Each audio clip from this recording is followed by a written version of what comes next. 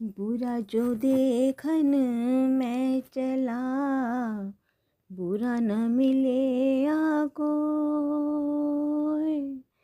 जो दिल खो जा अपना, मुझसे बुरा न कोई कबीरा, मुझसे बुरा न कोई। अर्थात जब मैं लोगों में बुराई को खोजने निकला तो मुझे कोई भी बुरा नहीं मिला। जब मैंने अपने भीतर झांका तो मुझसे बुरा कोई नहीं है, ऐसा मैंने पाया। यानी अगर आप दूसरे की बुराई को देखते हैं तो इसकी आदत तुरंत छोड़ दें और अपने भीतर झांकें और अपनी कमियों को सुधारें और बेहतर इंसान बनें। जाति न पूछो साधु की, पूछ लीजिए ज्ञान। मोल करो तलवार का, पड़ा रहन दो म्यान कबीरा, पड़ा रहन दो म्यान। अर्थात किसी साधु या व्यक्ति की जाति, धर्म और बाहरी पहचान नहीं पूछनी चाहिए, बल्कि उसके गुणों को ही महत्व देना चाहिए। यानी तलवार की वैल्यू उसकी धार से होती है, ना कि उसके खोल से। जैसे ही व्यक्ति की पहचान उसके विचारों, कर्मों और चरित्र से होनी चाहिए। पोथी पढ़ पढ़ जग मुआ, पंडित भया न कोय।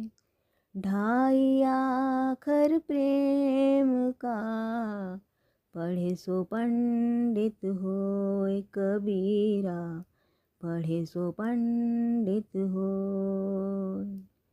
अर्थात कबीरदास जी कहते हैं, सिर्फ किताबों और ग्रंथों को पढ़ने से लोग विद्वान नहीं बनते। जो व्यक्ति दूसरों से प्रेम करता है और उसका मर्म समझता है, वही सच्चा ज्ञानी और पंडित है। असली ज्ञान तो प्रेम के 2.5 अक्षरों में ही छिपा है। बड़ा हुआ तो क्या हुआ, जैसे पेड़ खजूर। पंछी को छाया नहीं, फल लागे अति दूर कबीरा, फल लागे अति दूर। अर्थात अगर कोई बड़ा भी हो जाए तो दूसरों को इसका लाभ ना मिले तो वह व्यर्थ है। जिस तरह खजूर का पेड़ तो बहुत ऊंचा होता है, लेकिन ना तो किसी को छाया देता है, ना ही उसके फल तक कोई पहुंच सकता है। ऐसे में उसकी उपयोगिता न के बराबर है। यानी उसका मुख्य संदेश यह है कि किसी भी व्यक्ति की महानता इसमें है कि वह दूसरों के काम आए।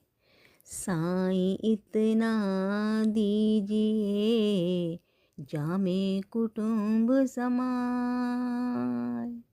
मैं भी भूखा ना रहूं, साधु ना भूखा जाए कबीरा, साधु ना भूखा जाए। कबीरदास जी कहते हैं, हे प्रभु, मुझे बस इतना दीजिए जिससे मेरे परिवार का जीवन यापन आसानी से हो जाए, और भगवान से इतनी संपत्ति मांगते हैं कि वह कभी भी भूखे न रहें और उनके घर आने वाला कोई भी साधु भूखा ना जाए।